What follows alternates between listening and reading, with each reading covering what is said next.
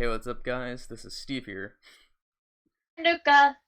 Yeah, Ruka, you can't see her, you can only hear audio, but we're finally doing the Majisuka Gakuen power level slash strengths tier list that we've been wanting to Woo! do since forever. I completed the whole entire Majisuka Gakuen series, excluding Kabasuka, because that is not canon, including the stage plays.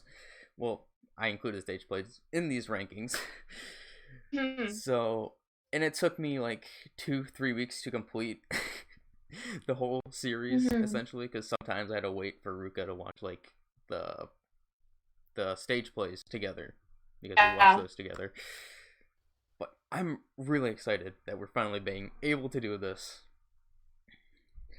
Um, some things I want to say before we start this. I have to give some credit to one of our references that we have in creating this tier list, being Nova Kane 27 from the site Morning Musume 48. He has, or they have, an article for like the top Majisuka Gakuen characters with strength, so that helped obviously determine him. But the problem with his is that he didn't take in consideration the stage plays, which actually does kind of change things involving some of Hmm. the power rankings that he has.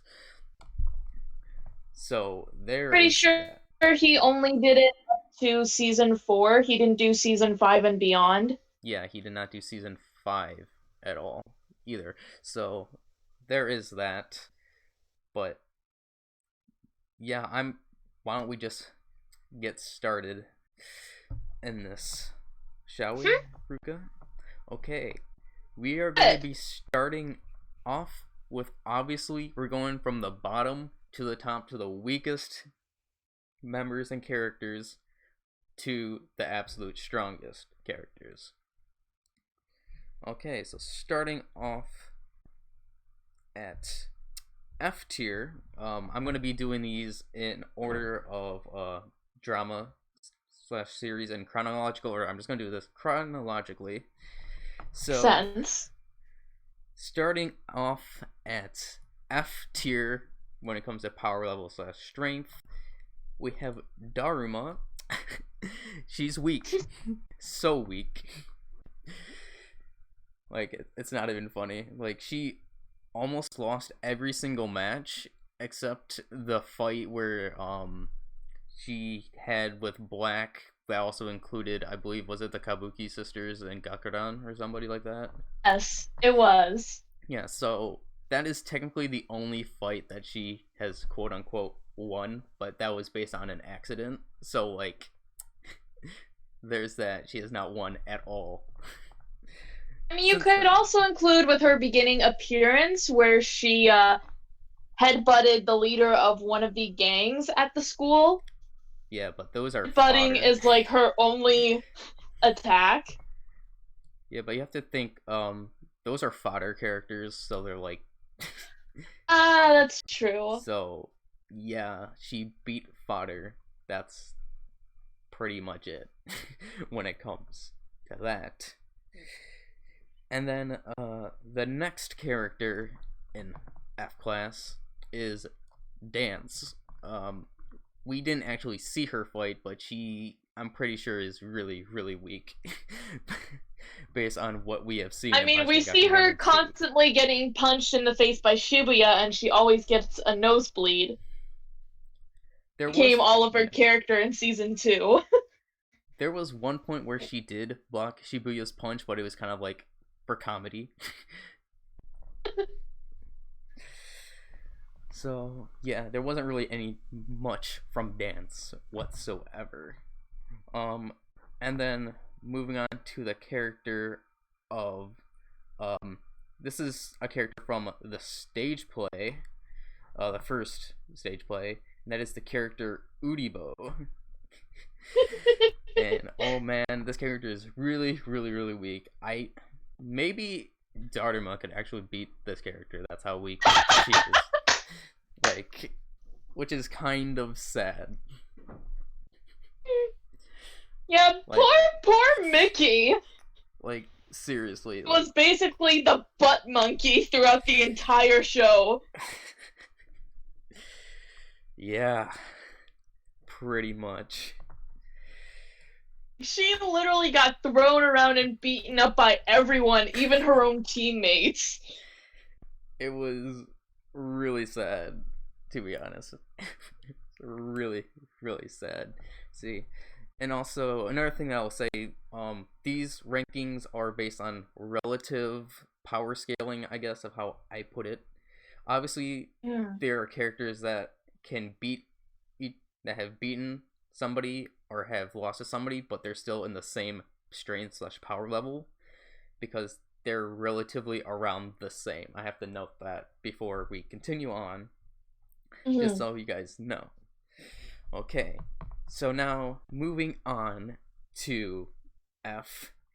This is actually going all the way into Maji Moody because Maji Moody Gakuen's characters are literally the weakest out of the whole entire series of characters. And it was so noticeable, especially when you marathon the whole entire series and you see the power levels from like the original Majisuka Gakuen series, or just like 1 to 5, and then this, like, there is a massive power difference. So, starting off, I guess, for the Maji Moody Gakuen, that would be, let me find the picture here, because these are small. Oh, man. Where is it? Okay, here we go. We have Hanagumi. Yeah.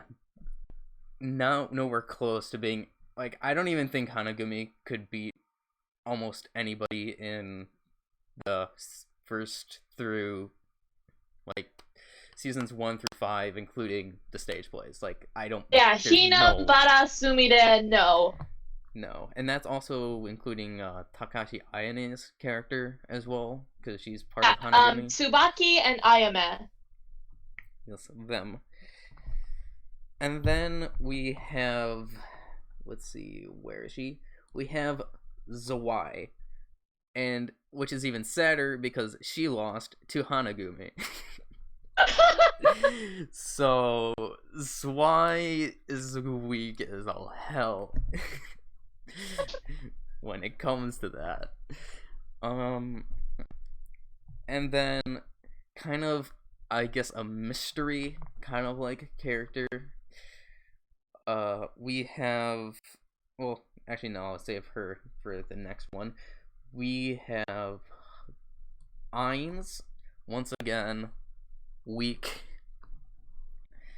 Pretty sure that she could also lose to Hanagumi if they fought. Like, that's how weak that character is. And then the mystery character is kind of Bismarck, but I'm still putting her at F tier because Bismarck, it's hard to know what she could do because she never actually fought like anybody in Maji Moody. Obviously, during the last episode when we had the war go on, like, she was fighting, but it didn't look like there was anything special to Bismarck. Oh. So it's kind of like hard to put her anywhere near to D- level. She really was Kaiser's secretary, that's it. Pretty much. And then moving on from that, let me find, we have Kaiser herself, the top of the student council.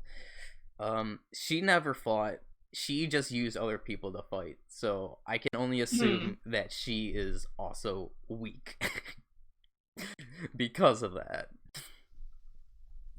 Although I still liked the character a little bit. It's kind of sad that she technically was in this Maji Moody stage play, but kind of not. I kind of wish there was, or she was in the Maji Moody stage play. But of course, that's also me having a bias towards Honma Hinata, so There is that. And then moving on, these are two of the characters from the stage play.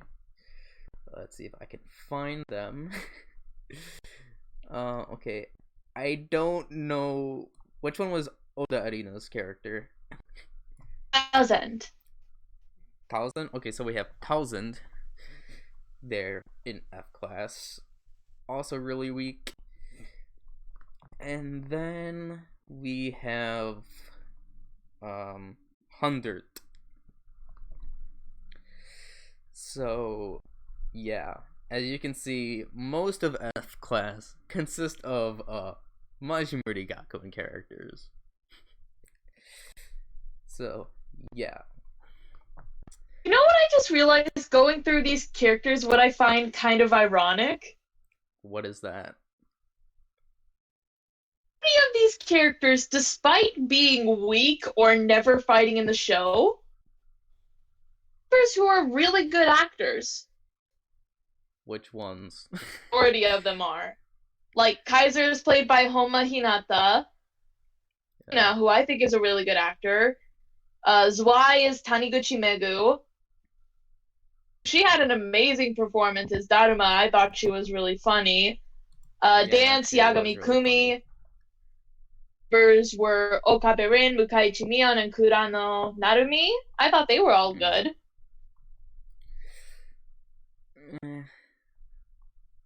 But I just thought that was some funny irony to there. That's just me.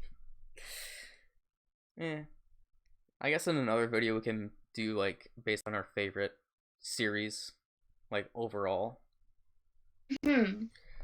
Obviously, excluding Kabasuka, because that's not canon, so... and then, I guess, moving on to D- tier. So, to start off D-, this character is one of the hardest to, I guess, power skill and put into power tiers, and that would be Torigoya at D-. See, the thing is, obviously, when she is in her unleashed state, awakened form? Yeah, her awakened form. She is scary, but however... terrifying! But besides that, like, when it considers actual strength, she's actually, like, really weak. And she's actually the weakest upon the Rapapa members overall, I believe. So, yeah. I mean, it is hard because of her awakened state. Go ahead, Ruka. Like, Torigoya is seen more as kind of like a desperate last resort that like mind would really think to do unless they were in a really desperate situation. Like when Sato went to report to Yuko that Gekikara had been beaten, Yuko's like, all right, then I guess it's my turn to go. Yeah, like she immediately was like, see, that is the noteworthy thing. It's my turn to go. Yeah, that is the very noteworthy thing there. And obviously, even with Torigoya, her power of being able to see a person's traumatic memories and them to basically warp their minds and traumatize them. Although that is terrifying in terms of physical strength, and that's probably why she is the last resort. Yes. But I was also going to mention that even in her awakened form, she would not be able to beat some of the highest tiered in power levels, because we saw that Maida, she beat Torigoya at her own game because she overwhelmed Torigoya with those thoughts. Yeah, there's no way that she would probably die if she saw what Gekikara's whole backstory was. Gosh! So gosh! I hadn't thought about that! Because, like, Torigoya would not be even able to handle that. And plus, Gekikara is insane, so that her We ability need torture for both of them. So her ability would not work on Gekikara whatsoever. And even some of the other characters that have very traumatic like backstories to them in the Majisuka Gakuen series. I don't know if you've ever seen this show, but I'm gonna use a quote from Gravity Falls on this. You can't break what's already broken. That is very, very, very true. So that is why Torigaya is at a D-. Now, moving on from her, we have let's see, let me find them. We have Team Under. So yeah, they're weak. Team Under is pretty weak. Although they were supposed to protect Rapapa's stairs in the first season, when it made it look like they were somewhat strong, but you could see how weak they were in season 2 of the series. Like, they were really, really weak. Then moving on from them, we have Team Hormone at D-. Excluding Scandal, I have to note that. So Scandal is not going to be included when I mention AKA Wota. Or, what was her name in Zero? Agemon.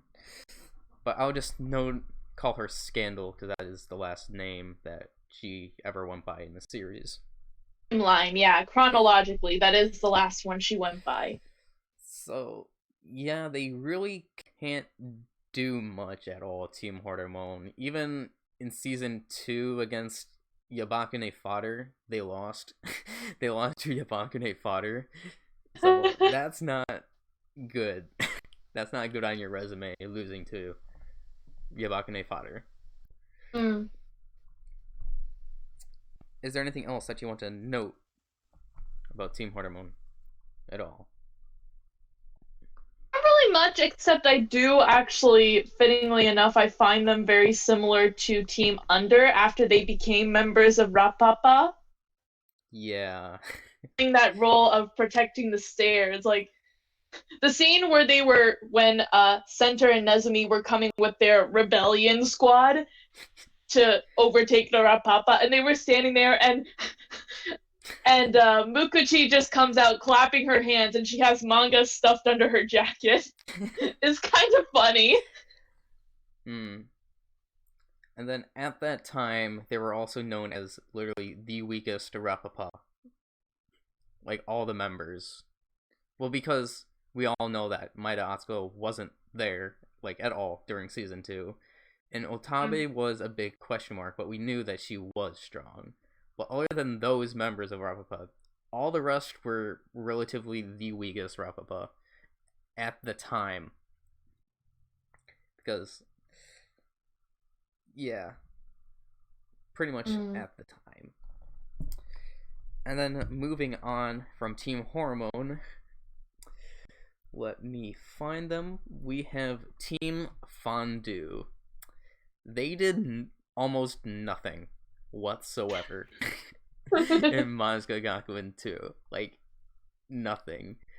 The only thing that they did was participate in the final battle. And that's pretty much it. I'm pretty sure they still could be any of the F tiers besides that, because they are Majijo students, and they're supposed to be strong, but still not looking good for Team Fondue. Now, is there anything that you want to add on Team Fondue? Again, there's this whole thing of succession where Team Hormone was succeeding Team Under. Team Fondue is basically filling the role that Team Hormone previously had in the last season. Yeah. Pretty much. And then, moving on from Team Fondue, we're getting into the Majisuka Gakuen 3 characters now. There are 3 members in particular of Team Habu that I had a place here. And let me find them. Okay, first we have Nanashi, or Kawaii Rina's character. The only Literally, her name means no name. Yeah. The only thing that she was notable of doing was she was a fast runner. Like, that was pretty much it. Then we have also Nantane at the D minus. Couldn't really do anything whatsoever as well. And then we have, let me find her. Oh, where is she? I don't know why I can't find this character. Where is... I'm sorry, these are just so small. Let's see, these should be in alphabetical order. I don't know why I can't find her.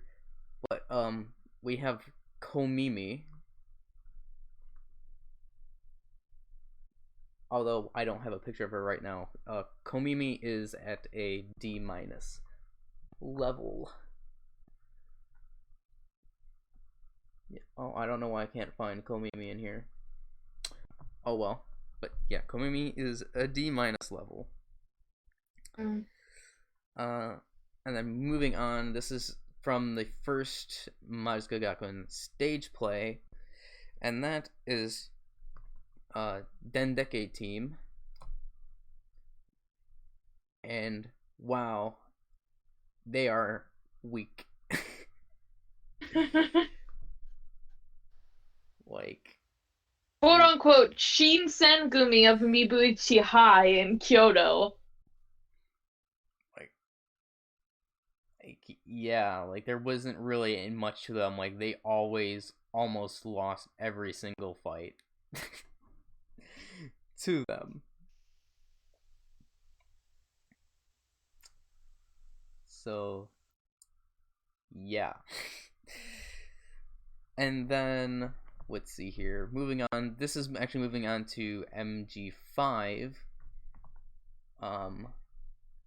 Let's see if I can find them. Again, I'm sorry, guys. It's a small. Let's see. Okay, here's the one. We have Demiken. We didn't actually see her ever fight, but it can be implied that she is at least on the same level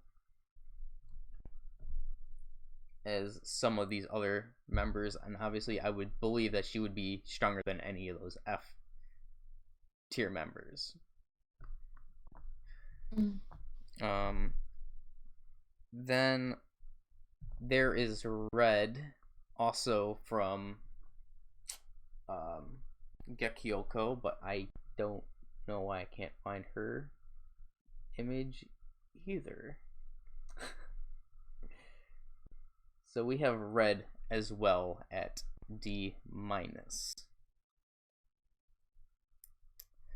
Then from there we have Condor from the second stage play.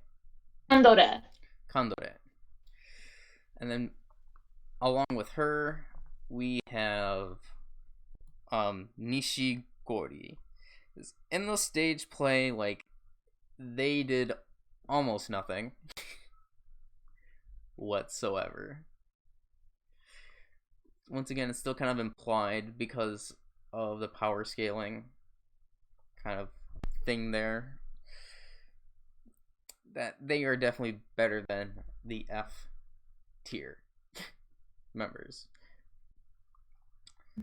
Then moving on to onto Maji Moody, I have Garake as a D minus, because we know that she can fight, but like, once again, Maji Moody characters strength power levels are like there's a massive difference between them. So I only felt like it was right to fit her as a D minus because I cannot imagine her beating anybody above a D. I think Ganake is actually supposed to be a guy. Really? Ganake was supposed to be a guy in Maji Moody. Really? So Eriko playing him, yeah. I had no idea. But yeah, we have there. And then two of the members from the stage play. I actually have them together in a picture. If I can find we have Dragon and Hyena. We don't ever see them fight. So, but once again, it can be implied that they are stronger than F class here. Do you agree, Ruka? Yeah. Agree with that. Then moving on to D rank. The first character that we will have is Shaku. And reason why she's D, she actually somehow defeated Team Under like by a landslide. I don't know how she did. But in Majisuka Gakuen 2, she somehow beat them in a landslide. So Team Under was actually her underlings. And I believe that she could beat Torigoya and any other in D minus. Is there anything else that you want to say on Shaku? Interesting though that basically Mi-chan's character just started out as just the student council president trying to keep order in the school, and then by season 2 she's like, "No, I want to have more screen time," and just starts fighting. Yeah, that's true. I mean, her name Shaku means screen time. That is like the whole thing with her character. Then moving on, we have Janken from Yabakune. Shaku actually beat Janken, but it was a very close match. So we can assume that they are on the same tier when it comes to them. They were kind of known as the weakest members in their group. Like, Shaku was the weakest Rapapa member in the Otabe generation, per se. Then, this might come to a shock to some people, but we have Nezumi at a D rank. Reason being, she's more of a strategist and intellectual than an actual fighter. She's like the manipulator, the chess master. She doesn't like getting into fights. It's a way to manipulate the strings so that basically everyone will fight for her and she wouldn't have to do a thing. Yeah, but unlike Kaiser, we actually have seen Nezumi fight. She actually beat Team Under pretty easily. And she was able to block a punch from Shibuya. But other than that, she's just mainly an intellectual strategist. But she can somewhat fight. So there is that. And then we have, let's see, where is she? Then we have Sanae from Yabakune from seasons 1 and 2. Although she is stronger than Janken, they're still relatively around the same strength level. And then along with that, we have where is she? We have Chiharu. So these three, Janken, Sane, and Chiharu, they lost to the 4 Habu generals in season 2. So we actually got to see how weak their characters are, but they're still stronger than, obviously, the characters below them. Is there anything that you wanted to note on those characters? Nope. Okay. So, moving on. We have... Let's see if I can find... I'm so sorry, guys. We have Guts from the first stage play. One of my personal favorite characters from the first stage play. Yeah, she was kind of funny. But, like... there was that. And then, going along with that... let's see if I can find them. We have Team Kebab. See, Guts isn't part of Team Kebab, that's why we have them separate. But I believe that Team Kebab could beat any of the previous teams that we have mentioned before. Because they do definitely seem to be stronger, based on what the stage play showed us. And then I have these two together in a picture. We have Candy and Rookie from Gyabakune from season 5. So we have them. Nothing really noteworthy on them. And then for the final 3 for D rank, they're all girls from Gekyoko, who we didn't actually ever see fight, I believe. I don't think we did. Let's see if I can... Jeez, once again. And that would be Tsurushi.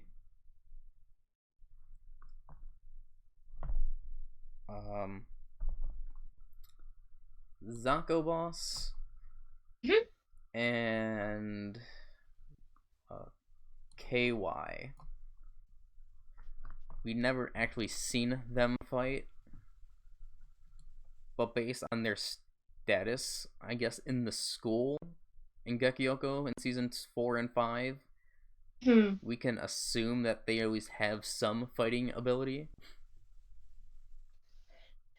And also, I know that you haven't seen it, but Aiden episodes from season 4, we do see some displays of their respective strengths in episode 4. Infiltrate Majijo to try and pick a fight with Rapapa and the other students. So we do get a display on what each of their, like, abilities are. Zako Boss just being, like, a brute tank-like fighter. Rapid punches. Of course, being played by Suda Akari, has a super flexible body, being able to easily dodge attacks and do a lot of high kicks. And KY, literally, if you call her ugly, she will get super angry and just barrage you with a bunch of punches. Tire out quickly afterwards, so that does make her weaker, I would say. Yeah. Kind of the one who gets pushed around the most among the Gekyoko students. Yeah, I would have to say so. Literally her name means Kuki ga yomenai, which means can't read the room. Yeah. So is there anything else that you wanted to add on those 2, or are we good? No, we're good. Okay. Then moving on to the D+ rankings, starting them off. Let's see, where are they? We have the Sansho Shimai, and I'll be using season 2's because one of the members left after season 1. Nanami. So, and they actually were putting up a fight against Gakuran. So it was shown that they did get stronger from season 1 to season 2. Hmm. And I mean, they really put up a fight against Gakuran and actually almost beat Gakuran. Mm-hmm. So there is that. And then moving on from them, we have, let's see, Sho Kabuki. I am actually separating the Kabukis because it is very obvious one is stronger than the other. So I had to separate the Kabuki sisters in terms of power levels. She also got stronger from season 1 to 2, noting that she can actually easily fight some of the Yabakune members, and that was being Chiharu, Sanae, and Janken. She was easily able to fight them and pin them down. So there is that when it comes to her strength. And then moving on from Sho Kabuki, let's see if I can find this character. I don't know why I can't find this. Oh, we have Uraseyo at a D+. And then also along the same lines, we have Tetsuo. So they are able to fight. And I usually put the Majisuka Gakuen 3 characters a little bit stronger than some of the Majisuka Gakuen characters because, for one, they're in a prison, so obviously they should be stronger, if that makes sense. So, although they did get destroyed by Paru, they still have really good fighting ability, and both Uraseyo and Tetsuo, actually, they're one of the few kind of like couples in Majisuka Gakuen series. Butch couple. Yes. So we have beginning scene when we're introduced to them. Uraseyo is literally lifting weights.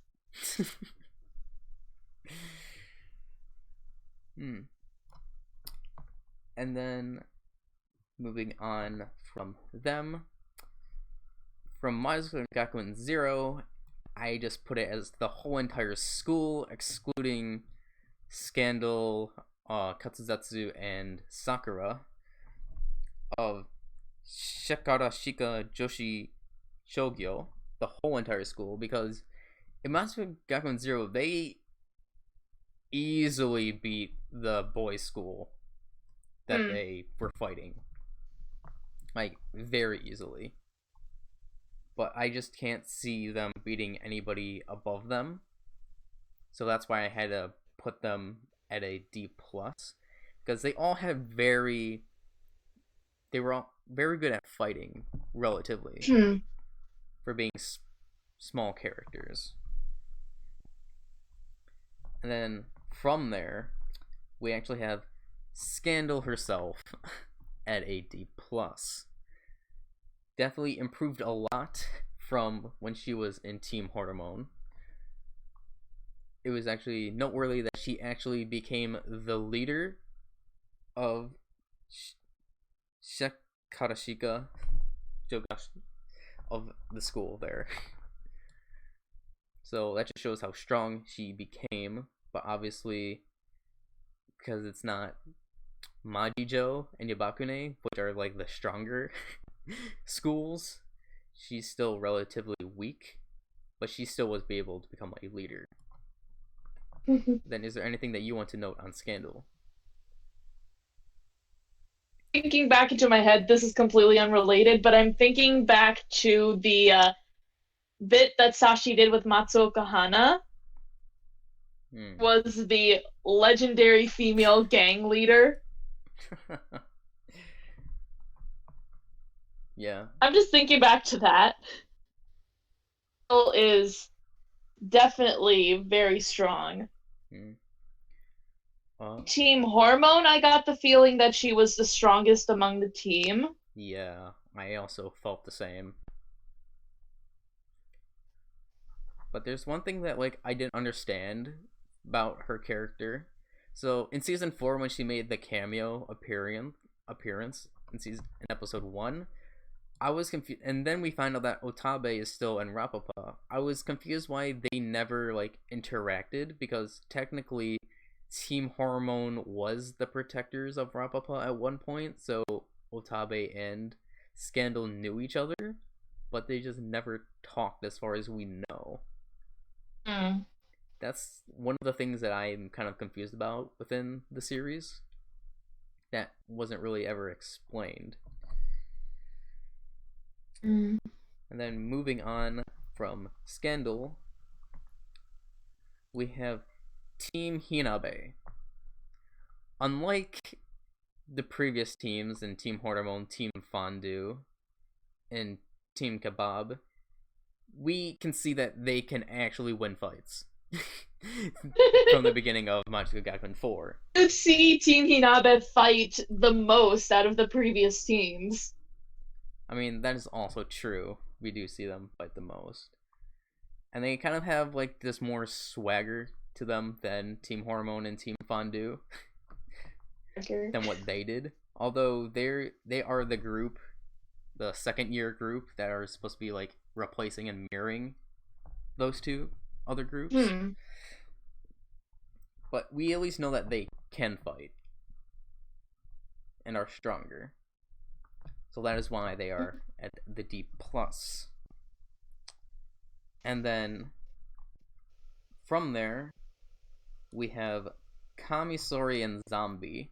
Although Kamisori and Zombie did easily beat Team Hinabe later on in season 5, when they were losing to Yabakune, you could easily tell that they were around the same strain. And even in season 5, when Center made them fight, they were kind of tying each other, or was that just Team Hinabe? Oh, that was true for all of them. They were all kind of on the same power level. There was no real victor in that fight. So that is why I have to put them in the same power level together. And then next we have another combo of characters. Let's see if I can find them. I know their picture is kind of weird when it comes to here. You can't really see the characters' faces at all in this picture. But we have Shirogiku and Kurabara. They are definitely one of the stronger when it comes to the D+ for the power levels, because they could easily beat, I feel like, any of the previous characters mentioned in the D+ category. They actually somewhat gave Sakura a run for her money in a way, so that is why.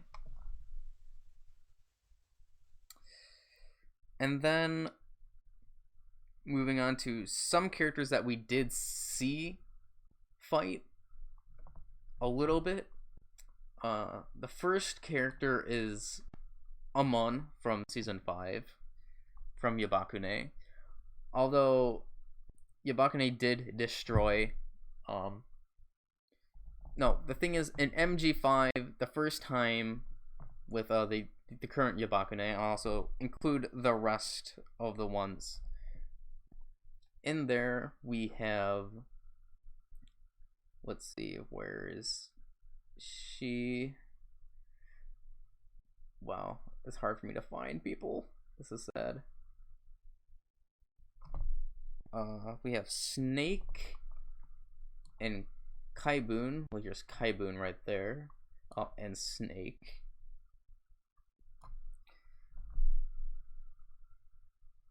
So yeah, we easily saw them beat Team Hinabe and Kamisori and Zombie the first match that they had in season 5.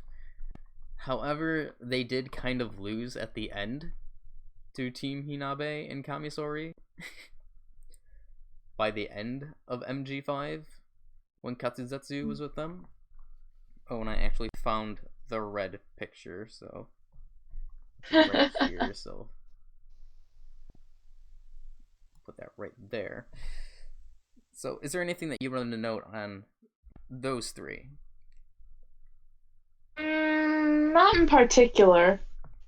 Yeah, like we barely saw them fight, but they were in MG5. They were kind of known as some of the strongest in Yubakane then. Mhm. So there's that, and then moving on, I couldn't find one single picture of this whole group together for D+. So we have Team Teppanyaki, or the combination of Team Okonomiyaki and Team Monja. This is excluding their leaders, which was Ikanome. Nishigori and Kandore were both from Oh wait, sorry. Also excluding Okonomiyaki. Nishigori and Kandore, excluding them. So the other members. Yeah, their leaders, Ikanome and Uchin, yeah, they're on another level. Yeah, they are on a completely other level. But it's shown in stage play that they're relatively on the same level, except obviously their leaders and Kandore and Nishigori, who are weaker. That we can definitely tell that they are weaker. And then I'll just say this right here. D+ is where the Maji Moody characters will end. So starting at D+, we have Lily. I know a lot of people might be really confused why we're putting Lily at D+, because like I said, there's a massive power difference between the rest of the Majisuka Gakuen series and Maji Moody. And the thing is, she almost lost every single fight that she participated in. Technically, she would have lost to Kaba if it wasn't for Hanagumi making a 1 second distracting Kaba. She was getting her butt kicked, so she would have lost that fight.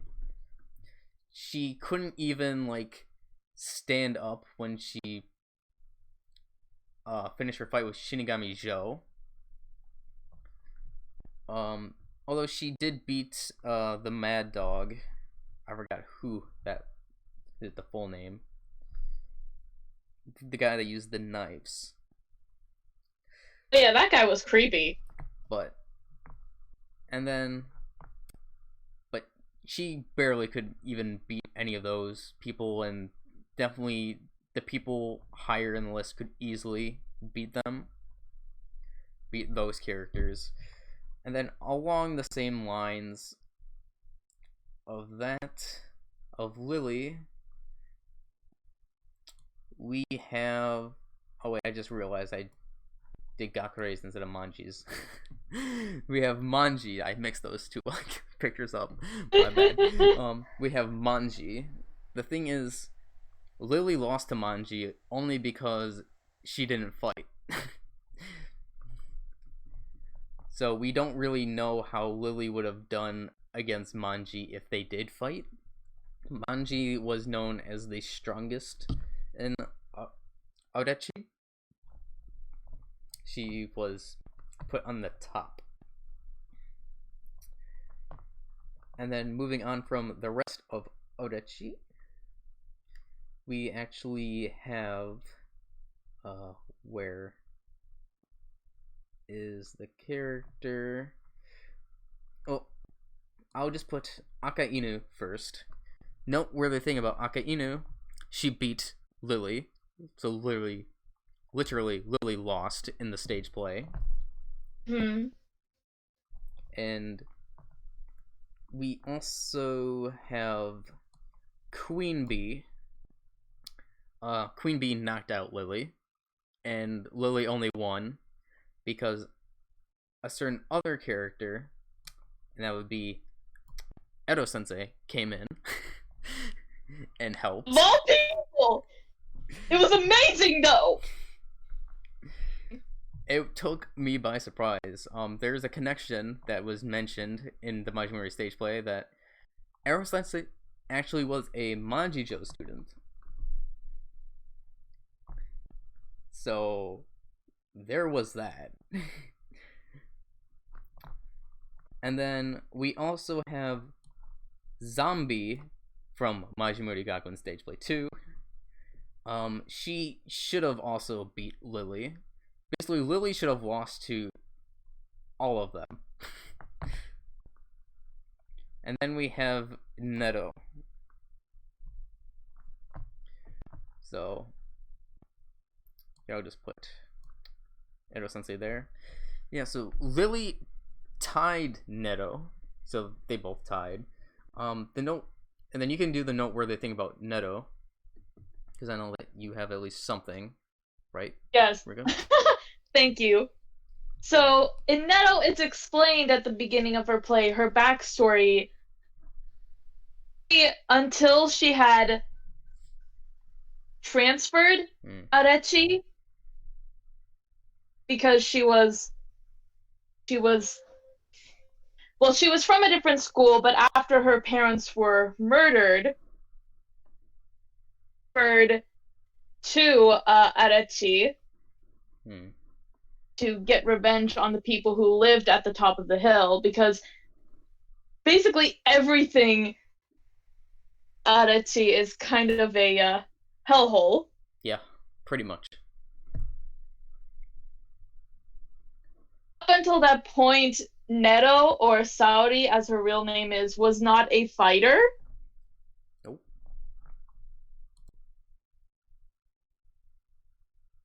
Still very impressive skill-wise, to the point when she had gathered Queen Bee, Zombie, and Akainu to all meet so that she could fight them and take the top of the school after Kaba was beaten.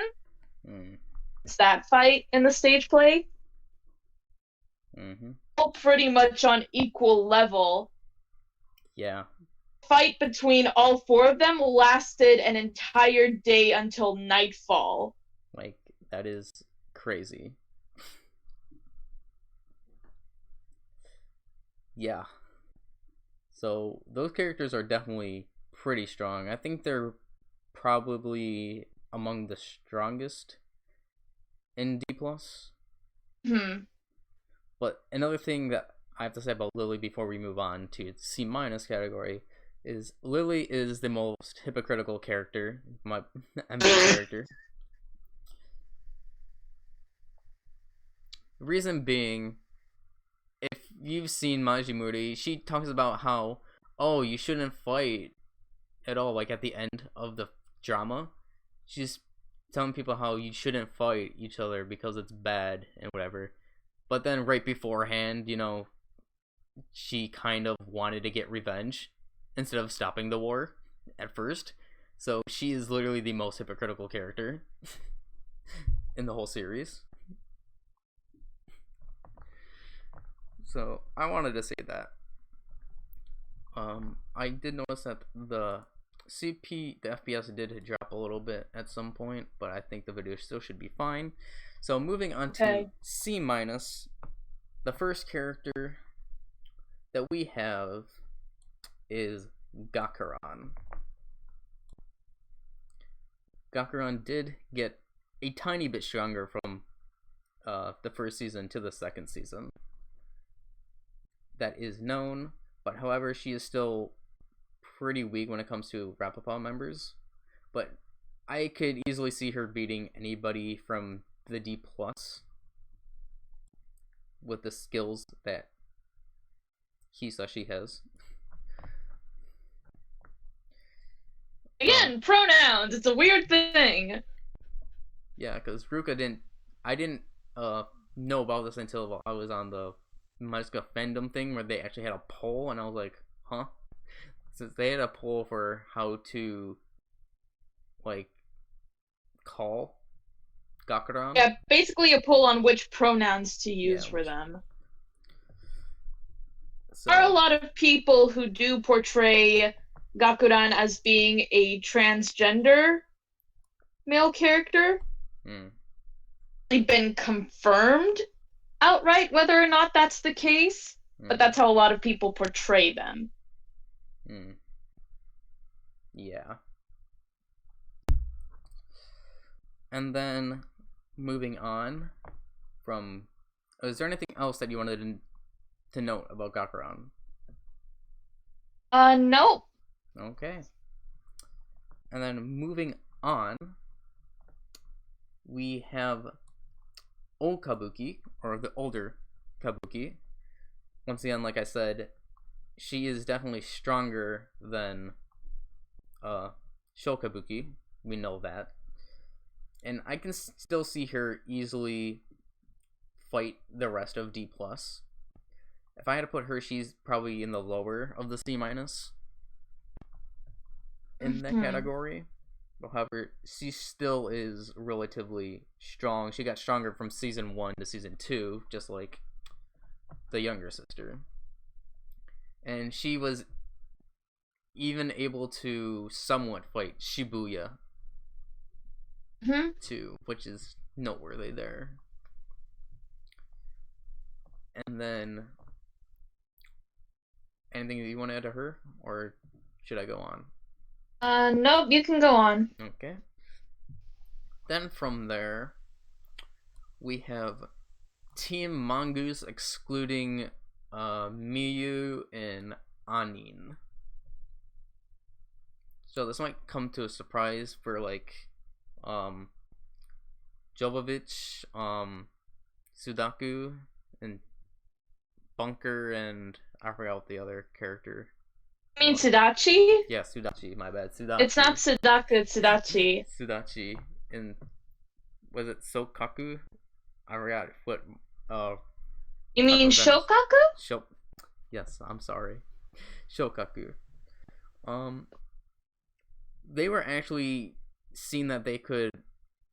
Oh, and this also includes Neshi and Yagi as well. Like during the last episode, 2 episodes of MG3, we could easily see them fighting those fodder bodyguards, which kind of surprised me in a bit. But they are definitely kind of like dark horses when it comes to these power levels, because people just wouldn't expect them to be that strong. And then the final person in the C-, we have Peace. Peace actually didn't show her true power until the second last episode of MG3, where she was easily able to break free when they got captured. Because everybody thought that she was really weak at the beginning of the MG3. And then we also found out that she was like one of the true masterminds in MG3 behind everything going on with Padu. So that is why. And plus, she's really good at using her legs at fighting as well. I mean, we all know Kisaki Yuria has a strong kick. So there is that. That they would utilize that. Yes. And then moving on to the C class, there's actually only one character that we have in C class, which is literally average, and that is Gecko from Yabakune from season 5 and 4 and 5. Because we know that she can fight. She was one of the strongest in Yabakune. She was I kind of had her as like the vice president or whatever at Yabakune. Oh yeah, I could see that. During season 5. But she is known that she can fight. and it is implied that she lost to Yoga and Magic in season 5, although that fight, like the end of that fight, wasn't shown at all. So I know that she can't be as powerful as them. Then moving on to C+. Starting off, we have the 4 Habu generals of Yabakune from season 2. So they were basically so strong that Gakura and the Kabuki sisters couldn't do anything whatsoever on them. Although they did lose to Center, but they were really strong compared to some of the characters in season 2 that we saw. They were actually some of the strongest characters in season 2. Is there anything that you want to note on the 4 Habu generals? No. Okay, then for the final member in C+, let me find her really fast. We have Dasu from season 3. Dasu, we did find out in a backstory of Dasu that she was the leader of her Yankee school. I forgot what it was. And she actually beat her own comrades because they betrayed her. And I think it was 12 people she beat. That's why they nicknamed her Dasu. Yeah, because Dasu means dozen. So she easily beat a dozen other of her underlings, I guess, let's say. But she is definitely one of the strongest in season 3. And she could easily bring on a fight against anybody below her. Because she was the leader of Team Habu after Nobunaga disappeared.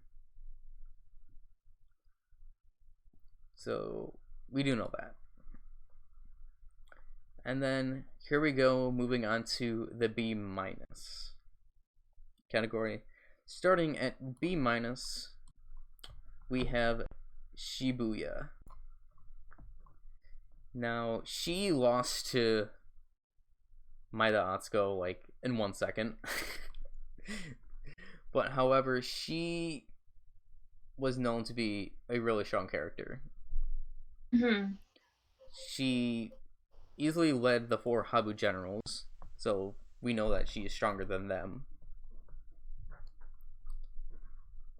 I could easily see her beating or having a good fight with Dasu.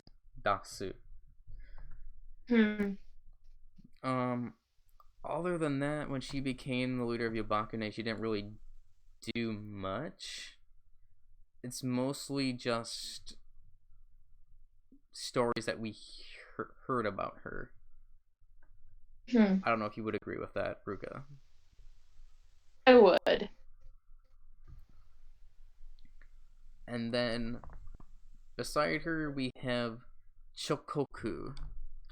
Now, Chokoku was weaker than Shibuya, at least in season 1, but we saw how strong that she got in season 2 when she was facing Center. She lost to Maida, like, pretty easily. But Center, she would have beaten Center in season 2 if she would have just kept on wailing on Center. But she kind of stopped and then lost. So we at least knew that by season 2 that Center and her were on the same level. But it is known that she did get stronger between those seasons. Is there anything that you want to note? I will say it is mentioned, like, when we are first introduced to her in season 1, after she had lost to Yuko trying to take the top, she went to a temple to train in order to get stronger. Yeah.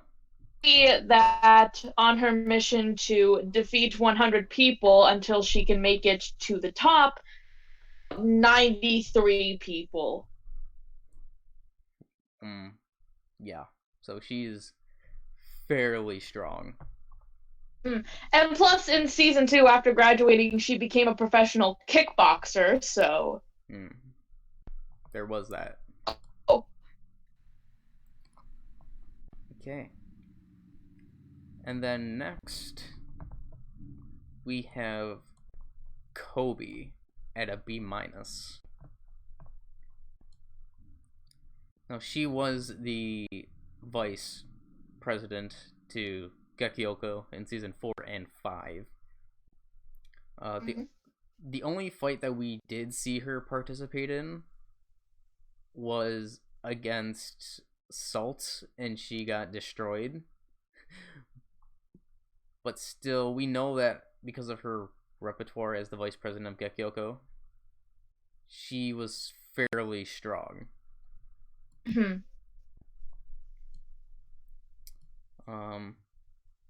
And then moving on, we have let's see, we have from the second stage play, Ikanome, as well as Uchin, Kamaboko, and Uval. So the noteworthy thing about them is that they also, in the stage play, they fought each other and they all essentially tied when it came to strength. They are definitely some of the stronger Rapapa members compared to what season 5 is, because the Rapapa in season 5, like after Salt, led by Katsuzetsu, was essentially Team Hinabe and Kamisoren Zombie, and they are definitely stronger. The noteworthy thing about Kamaboko, though, is that she actually inherited some skills from her former senpai.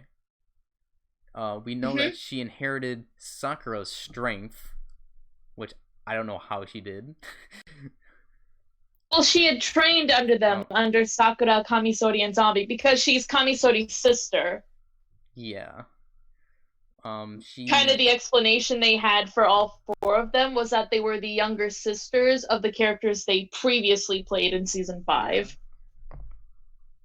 So, Uval was Amon's sister, but still, she's a lot stronger. Ikanome was Onome. And then Uchin, who is her sister again? Kusogaki. Why couldn't, of course, Oshima Ryoko. But it was even said by Black during the stage play that they had potential, I quote, potential, to be the strongest Rapapa members between Centers and her generation. Although I kind of laughed a little bit at that because I'm like, nah, there's no way. But she did. But Black did state, however, that they had potential to be. And that is something noteworthy. And you have to also think is that they also were fighting Yakuza. Yep. Pretty easily. In the second stage play. The worrying thing about Uval, though, don't call her a midget. She's very sensitive about her height. That was actually one of the funnier parts in the second stage play. Now moving on to the B tier rankings. To start off, we have Miyu from season 3. Like, she was able to give Haru a run for her money before Haru got pissed. So, she is a fantastic fighter when it comes to that. What else was there? Is there anything else noteworthy about Miyu as far as I can't remember. It's been a while since I've seen season 3 all the way through.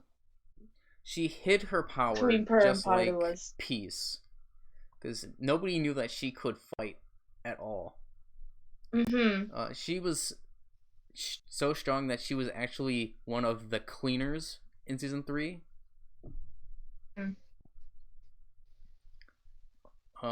In order for that, you have to be really strong. Sorry, what was that, Ruka? I said AKA assassins, because Yes, that's what the AKA cleaners assassins. And then, moving on from Miyu, we have Anin from season 3. Once again, also easily or could fight Paru. She was cheap shotting Paru the whole entire time, so she was fighting an injured Paru, but however, she is still weaker because she lost. She was one of the characters that was actually undefeated in the show up to that point, because she was the leader of Team Mongoose. And then we have, this is going to be quite ironic, then we have Yoga, also portrayed by Iriyama Anna.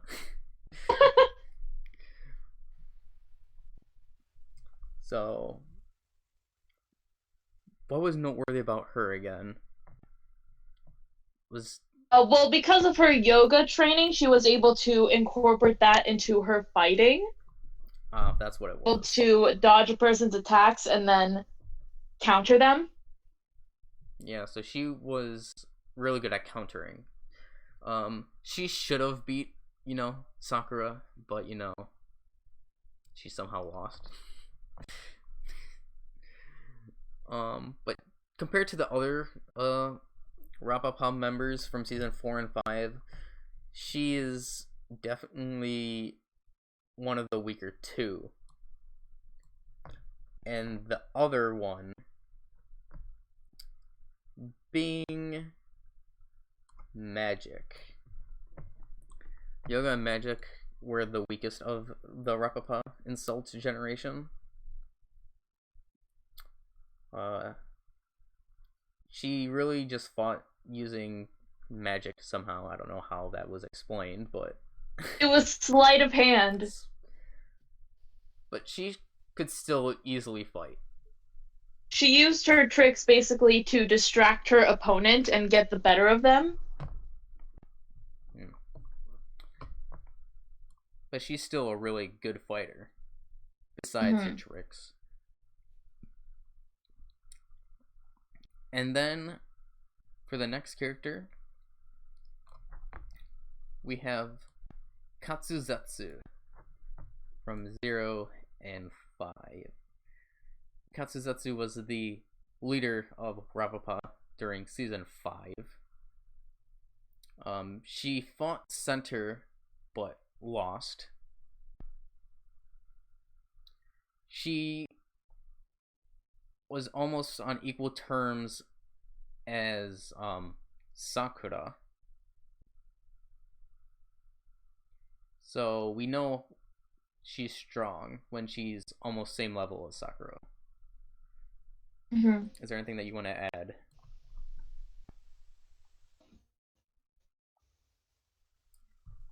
Onto Katsuzatsu. No. No? Okay.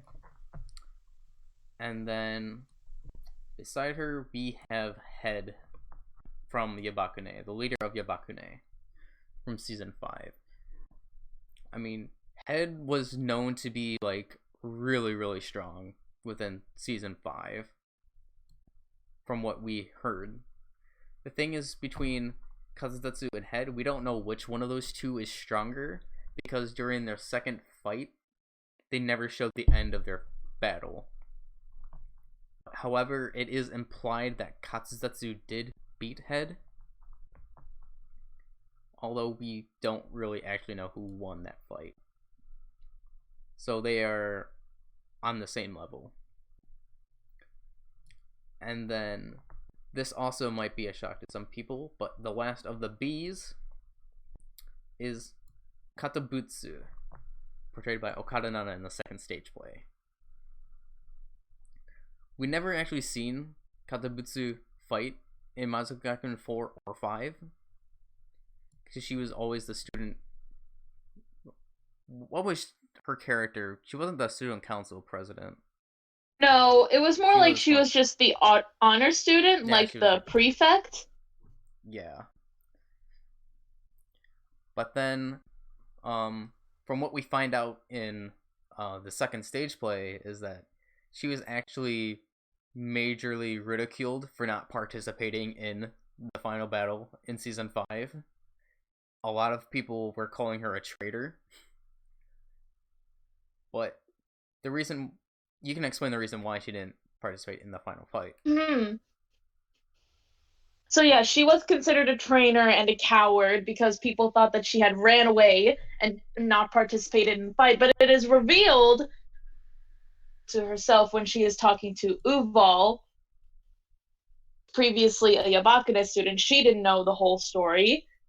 She explained that when she was together with specifically Uonome Kusogaki and Kamisori, together and they had the last few guns, that one of them had to stay behind in order to protect the school, basically, if anything happened to them if they didn't make it back. Decided was rock, paper, scissors. Butsu lost. Honestly, I think all three of them had planned for it because they trusted her so much. Because you could tell by the way of how they did it when they had thrown out Katabutsu was the only one with paper. Mirrored that same action later with all of their younger sisters when they were going to help Black fighting against the Makabe group. They did that similar thing. Nice parallel, seeing how basically history was repeating itself for Katabutsu.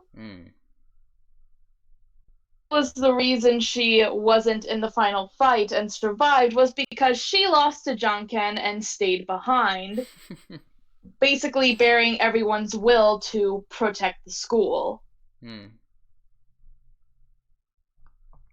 And then we learn, like at the beginning of the stage play, that she was actually in training with Black,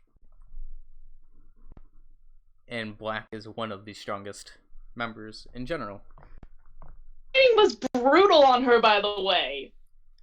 And other noteworthy thing about Katsubutsu is that she easily beats Uval, Komoboko, Ikanome, and Uchi. Ikanome. She easily beat all 4 of them at once. Not only that, but it could be said for the majority of the second half of the play, because at one point in Act 1, she got shot in the shoulder.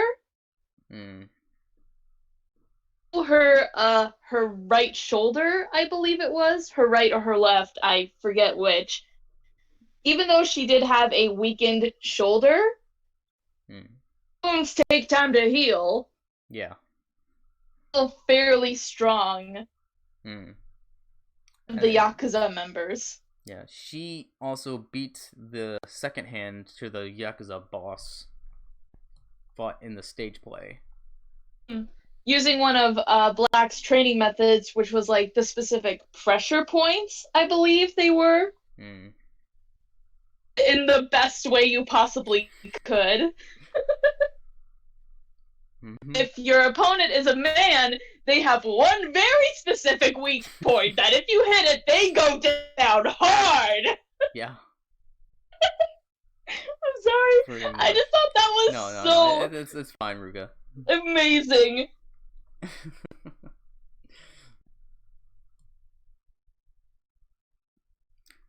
So yeah, it is shown that that Katabutsu can easily fight and beat anybody in tiers below her. So there's that. Now moving on to the B+ category. Starting off that, we have Sato, the vice president from season 1. Let's see. Was there any noteworthy things from Sato? From Sato? Yeah. She fought Yuko and lost. She easily beat I think it was in episode 3 or 4. She easily beat episode 3. She took out a whole gang of guys in like 3 seconds. She barely lost to by the Atsuko. Just barely. So just that in itself, you can tell how strong she is. Let's see. She was kind of feared by Shibuya. Let's see what else was there. I mean, she's also one of the smarter characters as well, although it's not really portrayed that much.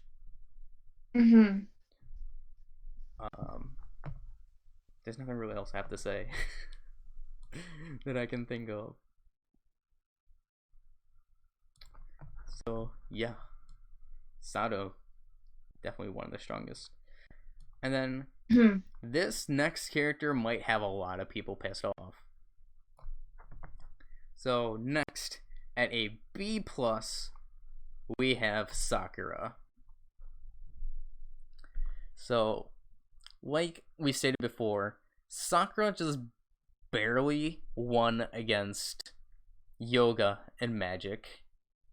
Like, honestly, I think she should have lost those fights. Every fight that she fought, she was losing 99% of the time. And then somehow ended up winning in the end. Also, something I have to say about Sakura. Her backstory. I don't know. No, go on. Go on. Like, she has literally the worst backstory out of like all the main characters. She is the most boring. That's what I was going to say. She has the most boring backstory because the thing that we see in season 4 is that in the flashback she falls down on her knees when she's a kid crying and her dad runs away.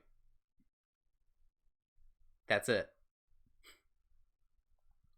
No, it's not like, her best friend got murdered, her boyfriend got murdered, or her mom got murdered. Or that her parents, either one of them, were abusive to her. So it's kind of like her dad had debt and ran away. Literally the most boring main character in all of the Majisuka Gakuen series. And it's known that she is kind of like known as the Terminator. How the one person put it in his characters. That literally She just wants to fight and be at the top. And that's all. So she's really boring. That's all there is to her. Pretty much. I was gonna say one moment in her fight with Magic that I thought was at least impressive was after she had gotten cuffed, break out of the handcuffs just with brute strength alone. That is true. That is really impressive. The bloody wrist, she was still able to beat Magic. Is there anything else that you want to note on Sakura? Nope, not really. Okay. Then, for the next character, we have Bakemono. Now, she should have beat Sakura, but you don't know how scary Bakemono is, though.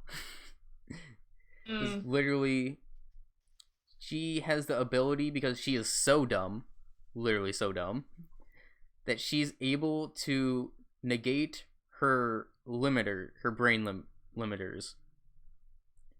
Because it's known that the brain only allows a person to exert like 30% of their true strength.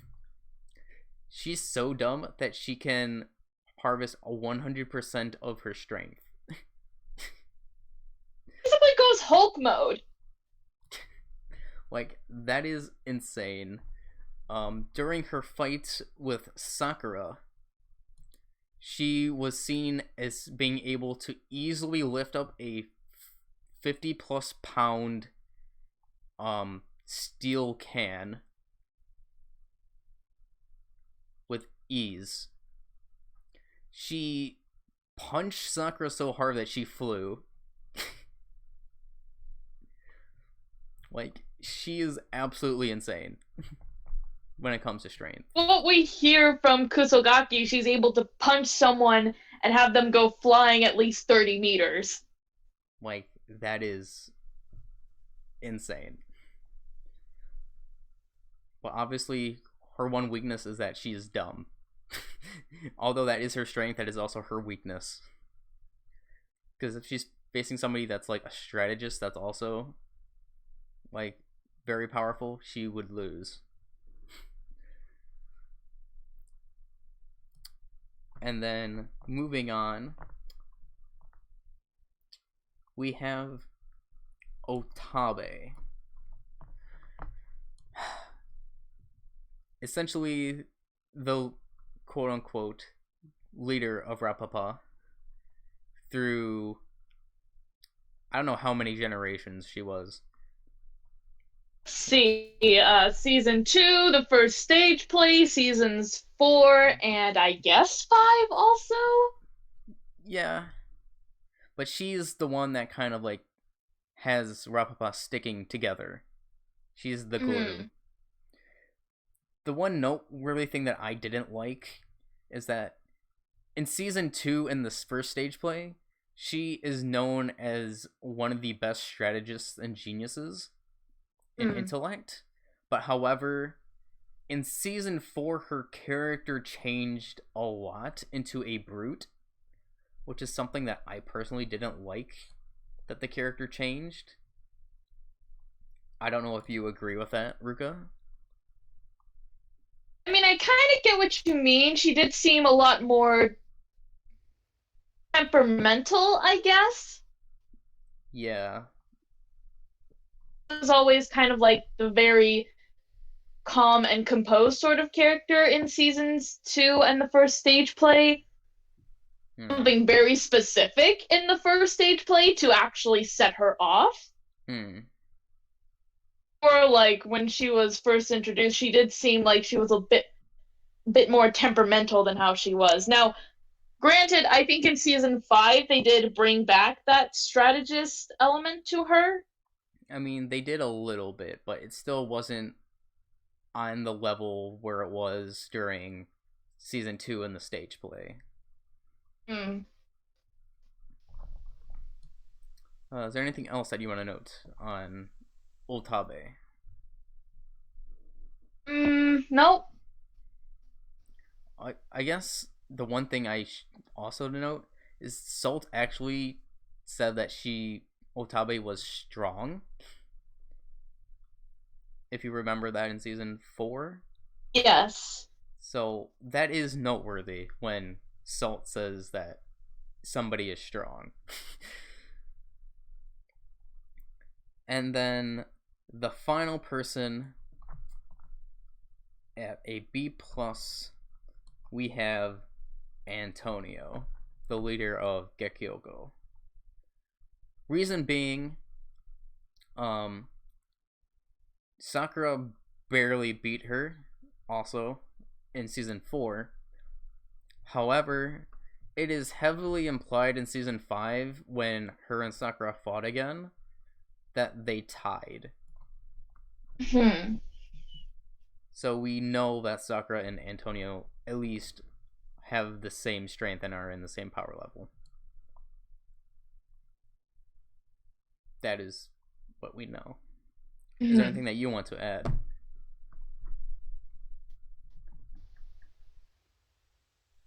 To Antonio at all? I guess not, because I can't hear you right now. No, I'm sorry. Okay, did my mic cut out? Yeah. No, there wasn't anything. Now we're going into the final kind of block of characters. So starting at an A-, we have one character. And it's hard to really know if she's an A- because she could possibly be stronger. And that is Center. Because she easily beat Katsuzetsu in her fight, and she calls Salt her rival. It is known that she got massively stronger from season 2 to season 5 between that time skip. But we don't necessarily know the limit of how strong she is. That's why it's hard to determine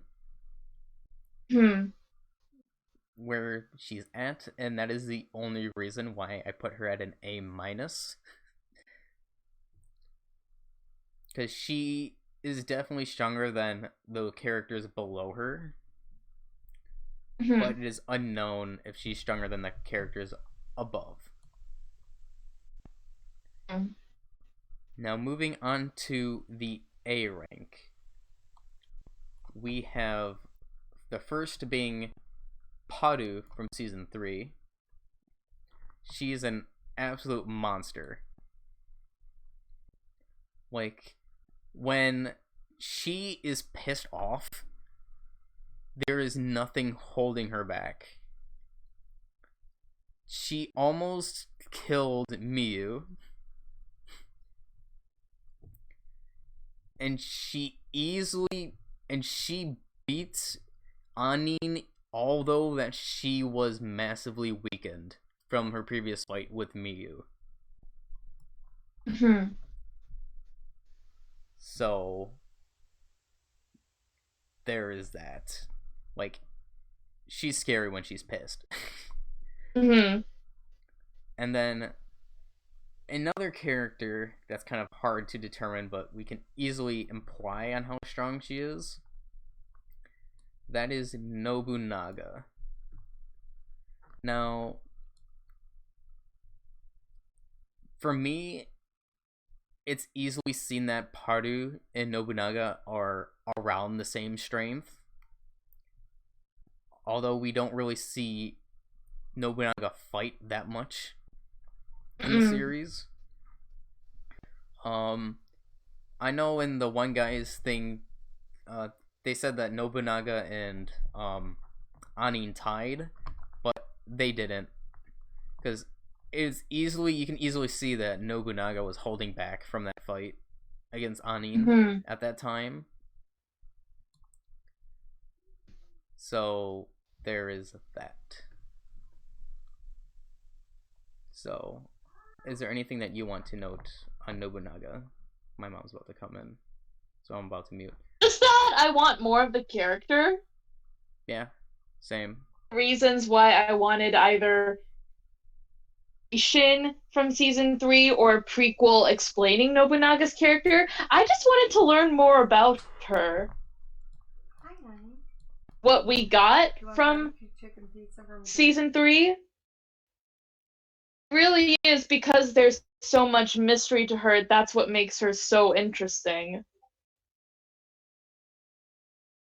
Seeing her after she does break out of her cell and she's fighting the guards. Yeah. So cool. Yeah. Plus, at first, I had a theory at first that Center was Nobunaga until I rewatched the whole series, and it was explained that Nobunaga, although she did kill somebody, she killed a person in charge of an orphanage. Then also, it was noted that Nobunaga had a younger brother, or had a brother at least. And from what we've seen with Center's backstory, is that she was an only child. So Center and Nobunaga aren't the same character, although that was a theory that I had before. I feel bad. Everyone's made that theory before. I'm just sad that it's not true. And then finally, going on to the 5 strongest in the Majisuka Gakuen series. Who? This might confuse a lot of people that she is not an S rank, but we have, here, let me put this down at A and then scroll up. We have Maida Atsuko at an A+, not an S. We all know that Maida is absolutely terrifying when she's fighting. Like, in each of her fights in season 1, she easily beat everyone. Well, sorry, not easily. My bad about that. No, scratch that, I said. She only had 2 fights that were really hard in season 1. And those fights being Sato and Gekikara. However, we'll get to an explanation later. And it is known between the time skip between season 1 and season 2 that she did get stronger. And then she's mainly easily fighting people from the Yakuza. It is noted, like, because she's so bored and just trying to go around trying to find the answer that Yuko wanted. So she's fighting Yakuza, like, easily. Let's see, what else noteworthy was there from Maida? Oh yeah, she was also, it is theorized that she is able to copy people's moves. As we can see during her fight against Sato, where she was able to copy Gakuran's move, Okabuki's move. Who else's move did she copy? Was that Gakuran, Okabuki? Oh. I know that she was able to copy other people's moves. So there's that. Now, is there anything that you want to note? Just that Maida Atsuko OG. Yeah. She's strong. Really strong. And then in the final A tier, A+ tier, we have Black. Now, Black's only loss that we saw in the whole entire series was against Daruma, the Kabuki sisters, and Gakuran because of an accident. Like, she is absolutely horrifying if you would fight her, because she is so fast that she can dodge bullets. Mm-hmm. She got stronger from season 1, from this second stage play. Let's see, what else was there? What else was there noteworthy? I feel like you would know something.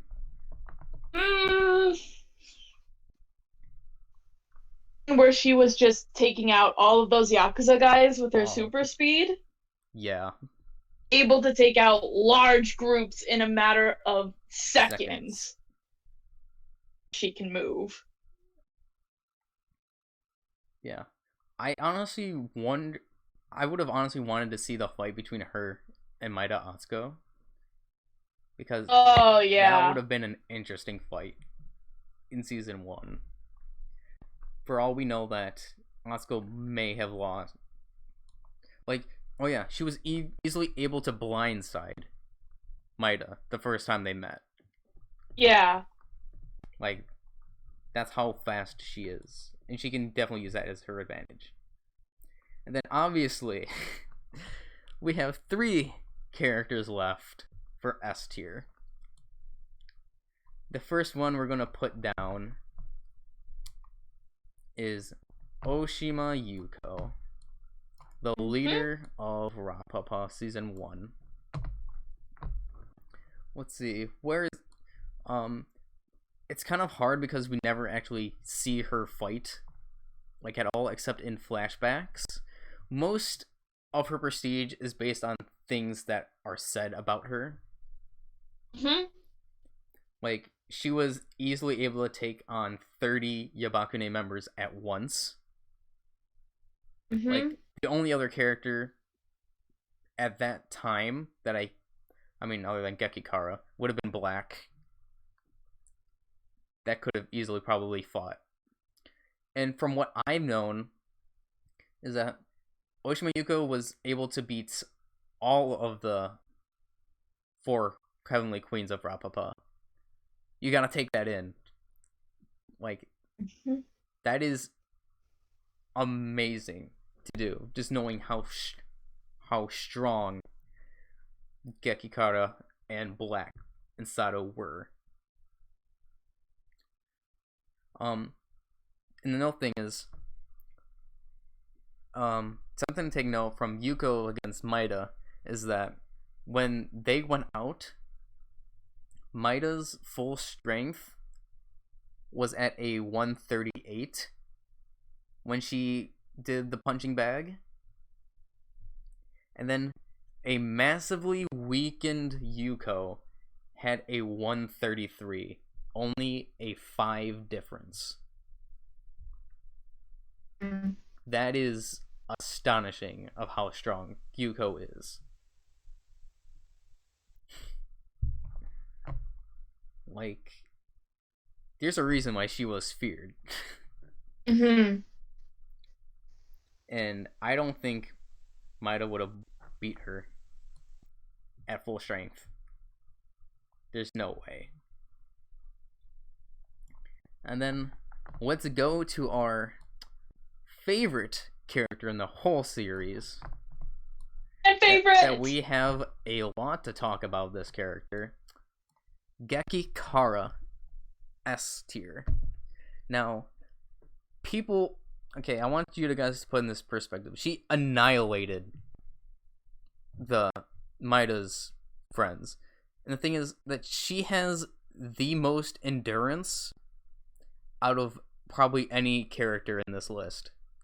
Because before she fought Maida, she fought Team Hormone, Gakuran, the Kabuki sisters, and Chokoku.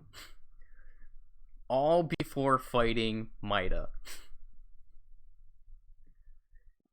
And the thing is, she probably would have won that fight against Maida if it wasn't for Gakuen and the Kabuki sisters interfering in their fight.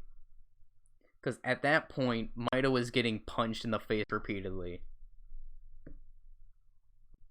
against Maida.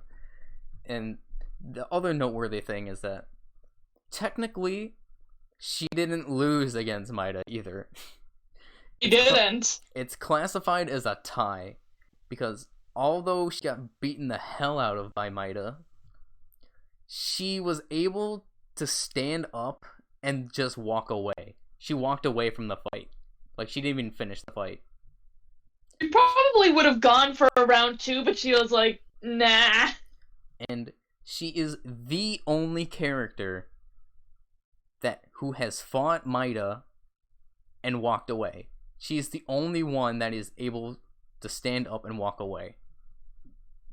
Also, this happened in the fight, but I believe she's also the only character who has lost a tooth on screen. Yes. All her fight was, she lost a tooth. Not only was she, like, the end of it, but she actually lost a tooth. Like, she Nothing! is literally insane. And then, noting this, then going to season 2, when obviously she got stronger in season 2 after, she found the power of friendship, but whatever.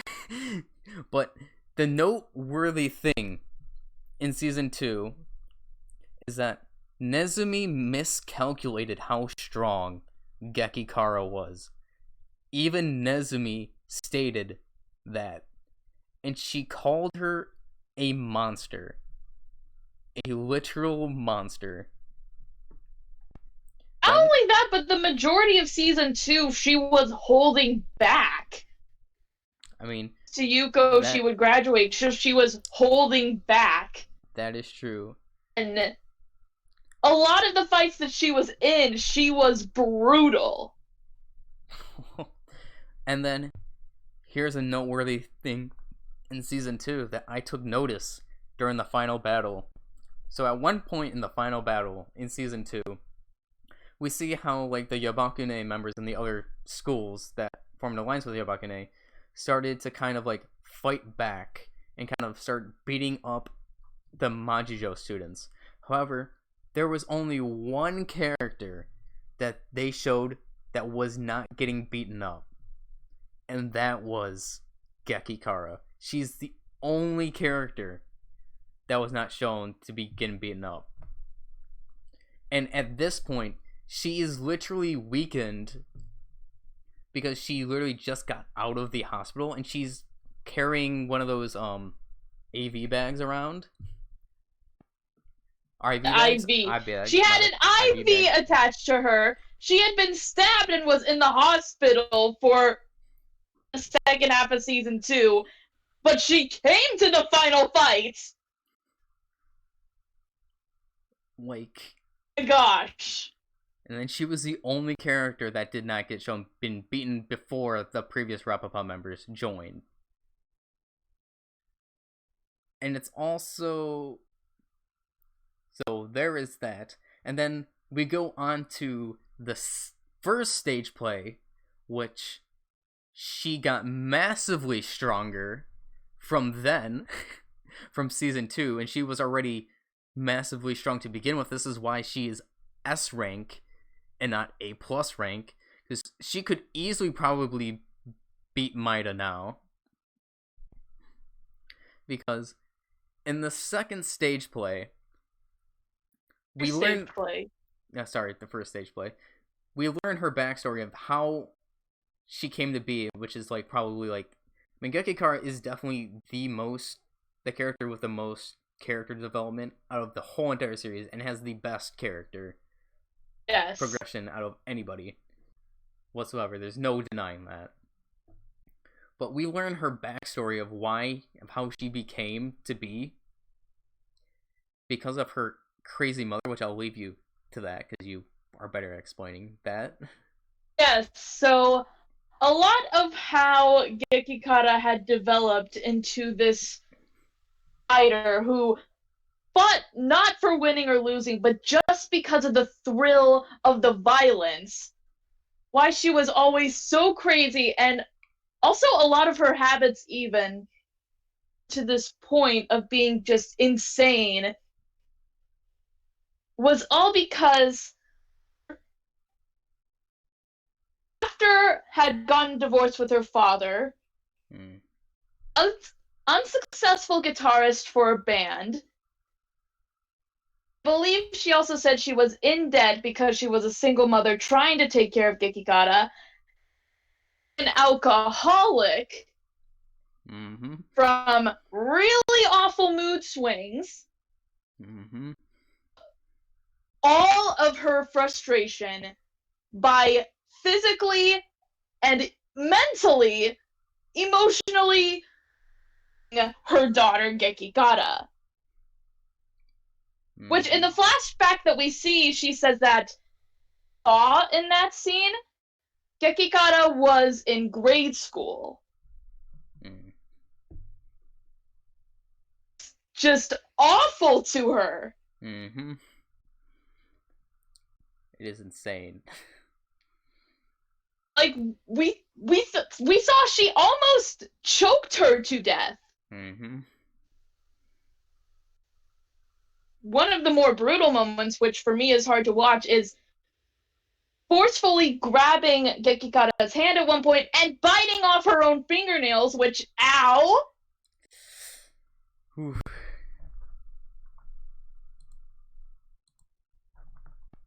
Yeah. Yeah, a lot of that was developed. She suffered from her mother. And then moving on to the first stage play. This is also another reason why her endurance and stamina is so, like, not surprising, like, so outrageous, I have to say. Is that she fought Otabe, easily beat Otabe. Oh, by the way, this is like very sequential. What we're talking about right now. Yes. So she first fought Otabe, easily beat her. Then she went on to fight Kamisori and Zombie. At this point, Kamisori and Zombie, they had... We're in middle school. They have... I think Kamisori has a knife and Zombie has a taser. And Gekikara withstood 3 to 4 whole entire tasers. And we're not talking about like 1 second tasers at all. We're talking about like a continuous taser for a good like 10 seconds. 3 to 4 times. And she was still up. Like, she was still fighting.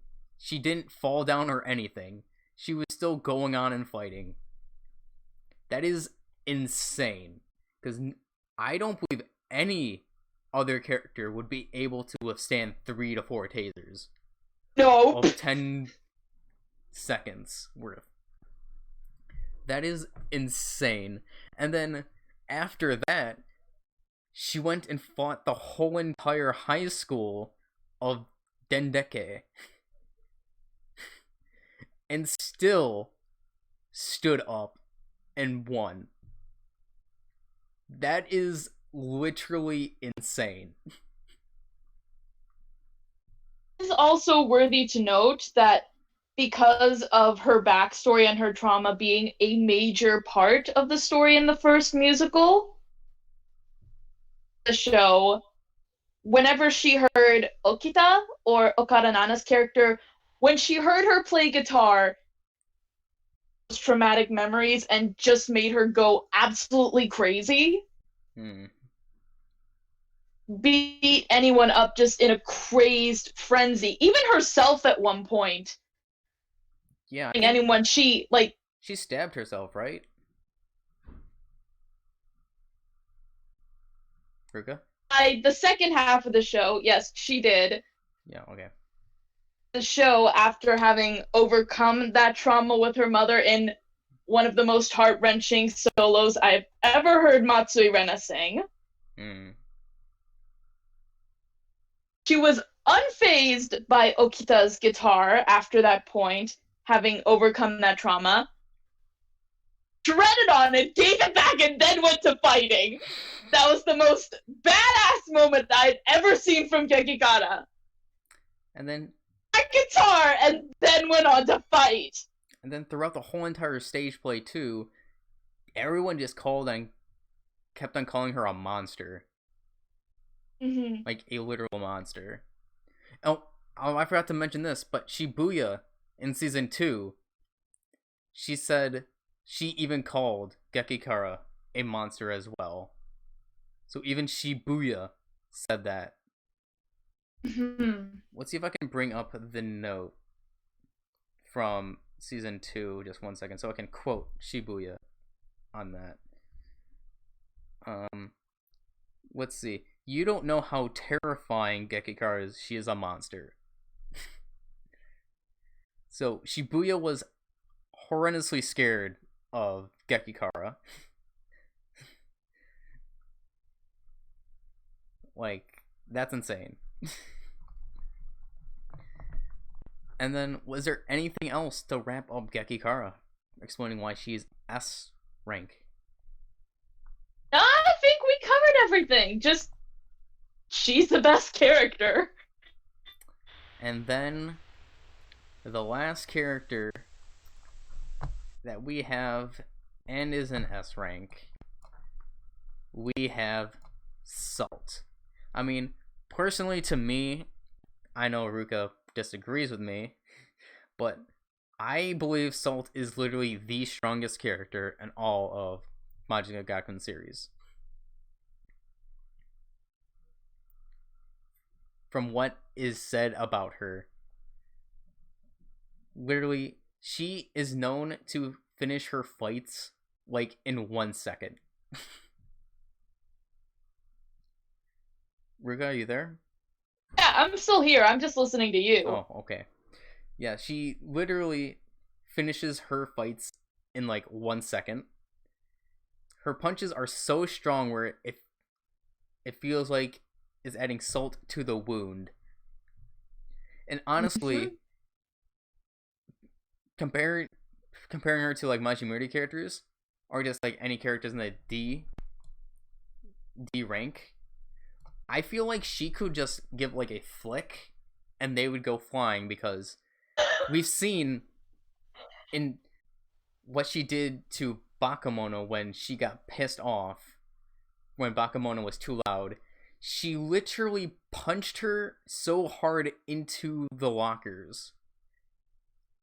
She made Bakemono fly into lockers. I mean, her backstory of how she even got to Rapapa, like the top, she's literally so bored.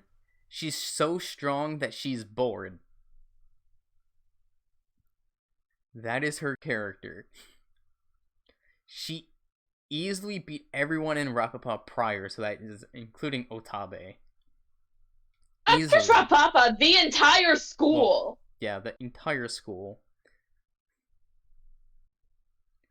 Like, noteworthy thing, even in season 5, after Salt is dead, quoted by Antonio, that Salt is literally like a tier above everyone else. Let's see, I have to go back and make sure that I'm right on that. A caliber, my bad. She is literally a caliber above everyone else. She's so strong that she started crying after fighting Sakura, because Sakura was not even a warm-up to her. Like, literally. When a character is so strong that they start crying because they're sad because they can't even put up a warm-up, that is saying something. Is there anything that you want to add before I forget anything. Salt is undefeated. That's basically it. Salt is, well, technically, all three of the S tier are undefeated because That's true. Gekikara got a tie, and the thing is, then the hilarious thing is that all three S tier characters have all been to a hospital at some point. That's true. Yuko because of her terminal illness, Gekikara because she got stabbed, and then Salt because she had metal pipes fall on her! Not just one, there were like 15 to 20 metal pipes that would have easily have killed somebody if it wasn't her. Like, that is insane. And the thing about Salt 2 is that she's an amazing fighter, but she can read people so well. She can easily read a person when she's fighting. Because she, literally, when Sakura threw a punch at her in one of the previous episodes, not the finale in season 1, but she analyzed Sakura so hard with just on that one punch. Saying, like, she noted that Sakura cocks back her arm too much. Like, Salt is literally insane. And the thing is, also noteworthy, is that Nezumi, who has been around from Yuko's days as Rapapa, all the way through her own time, or with Otabe, and then her and Center's time, and then sometime after that, she literally called Salt a monster. You have to think about that because she has seen Yuko, Gekikara, Maida, and Otabe, and Black. You have to think about that. She has been around with those characters, so she knows how strong those characters are. And yet, she called Salt an absolute monster. That is horrifyingly scary. Mm-hmm. So yeah, that is why I believe Salt is the strongest character in the Majisuka Gakuen series. You could say we could put her at like an SS rank. Yeah. Well, I wanted to put SS rank in there, but I wasn't sure if you would have agreed with me, so I just kept it as an S. No, I know. It's just like to imagine Gekikata and Salt, who would win there. Because with her crazy endurance and Salt with her insane strength. But the thing is, like, Gekikara does have one weakness, though. Gekikara's weakness is that she barely ever blocks and dodges. So she's taking everything in, essentially, that's being put at her. That is her weakness, because if Gekikara would fight Yuko or Salt, I don't think that... I mean, maybe Yuko, but I don't see her lasting long against Salt, because Salt literally made Bakemono fly so hard. And repeated punches been connecting? Nah. Oh yeah, and with Salt, Sakura only landed partially one hit on Salt.